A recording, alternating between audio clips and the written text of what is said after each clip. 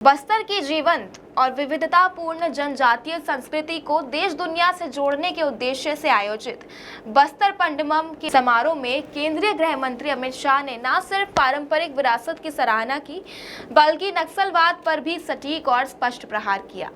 समारोह को संबोधित करते हुए उन्होंने कहा कि मैं मां दंतेश्वरी का आशीर्वाद लेकर आया हूं कि अगली चैत्र नवरात्रि तक बस्तर से लाल आतंक पूरी तरह से समाप्त हो और ये भूमि समृद्धि और शांति की ओर अग्रसर हो।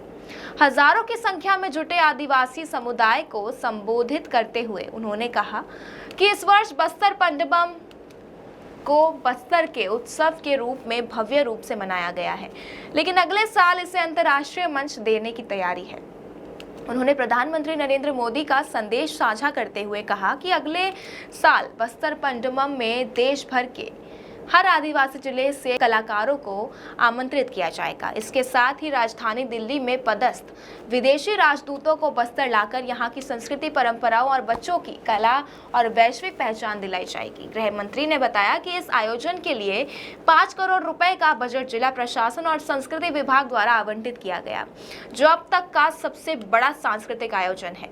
इस पंडमम के माध्यम से बस्तर की पारंपरिक कलाएं, शिल्प, तीज त्योहार, खान पान, भाषा बोली, आभूषण, वाद्यंत्र और गीत संगीत को मूल स्वरूप में संरक्षित और प्रोत्साहित किया जा रहा है।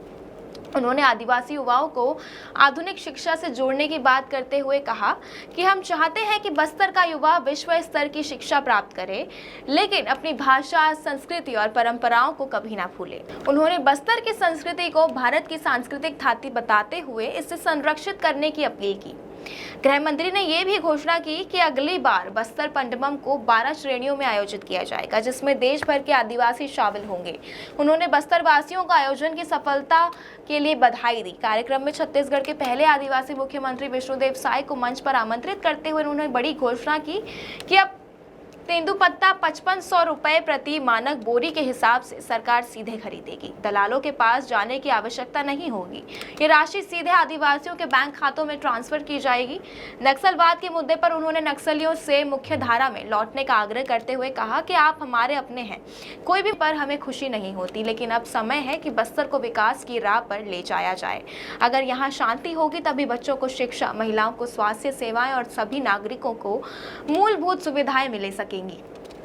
उन्होंने ये भी बताया कि जो गांव नक्सलियों को सरेंडर कराएंगे उन्हें नक्सल मुक्त गांव घोषित कर 1 करोड़ रुपए का इनाम दिया जाएगा। उन्होंने स्पष्ट किया कि अब हथियार के दम पर विकास नहीं रोका जा सकता। हथियार छोड़िए, शांति और विकास को अपनाइए। अमित शाह ने प्रधानमंत्री नरेंद्र मोदी की जनजातीय सशक्तिकरण की नीति का उल्लेख करते हुए गर्व से कहा कि मोदी जी ने ओडिशा की गरीब आदिवासी बेटी द्रौपदी मुर्मू को राष्ट्रपति बनाकर इतिहास रच दिया।